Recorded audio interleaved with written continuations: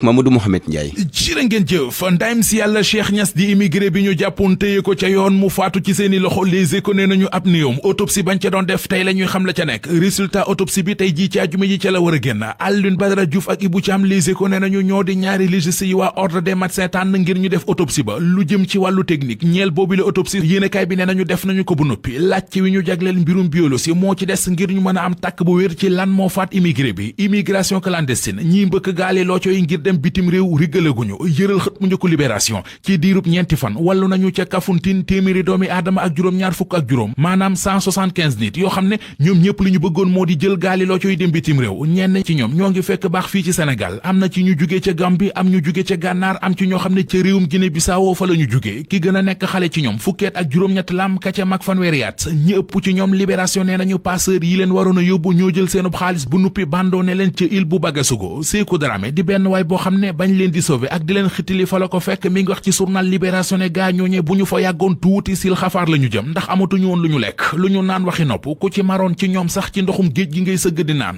di sombi di naan ba noppi dëkke ko bu ñu moytul danañ ca yegg ci réew mi yëral xët mu njëkk Sud Quotidien ab taxaw seetlu la yéenekaay bi xëye ci dundu gu seer gi salaire yu bon yi ñi ñàkk seenub liggéey ak mettiwaayu jamono ji di conjoncture internationale li mu ci gis moo di ci kër yu ga sax ca lañ toll journal bi taataan ci xalaatu économiste ñu koy leeralal fa ñu jàpp ne fa la ñu war a jaar ngir xittili askan wi enquête dina kay mel ne ku naan ñu askanu Sénégal ak seenu nekkin di social bi ñi jiite réew mi bàyyi nañu ko xel bu baax a baax ndax ci budget 2022 bi téeméer boo ca jël juróom fukke mu di 50% yi ci social bi lañ ko fas yéene dugal mu di ci wàllu wér géram gi di ci wàllu njàng mi di ci wàllu mbay mi ak ci xëyum ndaw ñi yéenekaay bi xamal ñu ne natt nañu fukki milliards ak juróom yoo xam ne juróomi junniy enseignant contractuel yi ñuy recruter la ñu ko jagleel Soleil national jagleel xëtamu njëkk projet de loi finance bi ñu jëmmal keroog ca ndajem conseil des ministres ba xamal ñu ne ci programme social yeeg ci développement communautaire yi la ñu bëgg a def priorité maanaam fa la ñu fas yéene bëgg a jëmbat yitte ji yitte Abdoulaye Diouf Sarr moo di maire bu Ndakaaru journal L'Info nañu ci lay dox ak di ci wax firnde li moo di démb moom Abdoulaye Diouf Sarr ministre de la santé ak action sociale doon it sa maire bu Yoff def na ab visite ca Penc Ngaraaf Chamsidine Diagne mi xalifa général bu Penc Ngaraaf moo ko teeru dalal ko tatagal ko ñaanal ko ba wax ko ne doxal te bu ragal dara ñoo ngi ci sa ginnaaw Source A bind ne Abdoulaye Diouf Sarr këpp na yelwaanu Bamba Fall ca Médina da koo détruire carrément ba mu fa demee démb boole ceekit Penc Ngaraaf ca Médina Abdoulaye Diouf Sarr la ñu àndal ci local yi 2022 yi Le Quotidien ñu kii di Amadou Ba moom it mi ngi ci waar wi def na démb ab visite de proximité ca Ponty ca Sandaga ak ca Ñaay Cokkeer Vox Populi nañu defante bi door na ci diggante Amadou Ba ak Abdoulaye Diouf Sarr ne ñoom ñaari kàngami APR yi ku ci nekk ci ñoom mi ngi wane boppam ci terrain bi ministre affaires étrangères ba woon di Amadou Ba ma nga woon ca Sandaga ngir doon natt code de popularité maanaam fi mu toll ci xolu askan wi kii di Diouf Sarr moom ma nga woon ca Médina te it ba mu fa demee ay waxam seddul woon neexul woon ŋàññi na fa bu baax a baax liggéeyub équipe municipale bu Médina bi ware fondé ga ca Fuuta la Sénégal nee nañu askanoo fa nekk Djibisi lañu tànn taamu ko ngir mu jiite seen mairie ba moom Djibisi di responsable politique APR doon it inspecteur des impôts et domaines bu dëkk ca ware fondé las nee nañu waa ware fondé nee nañu budul moom du doon keneen Djibisi mooy seen candidat ci élection locale yi 2022 yi mooy ki leen doy te ci moom rek la ñu am yaakaar ngir mu suqali commune ba Yoff Almadi l'Observateur xëy na di ñu fa xibaar mbir yu yéeme yu fa takk der ya feeñal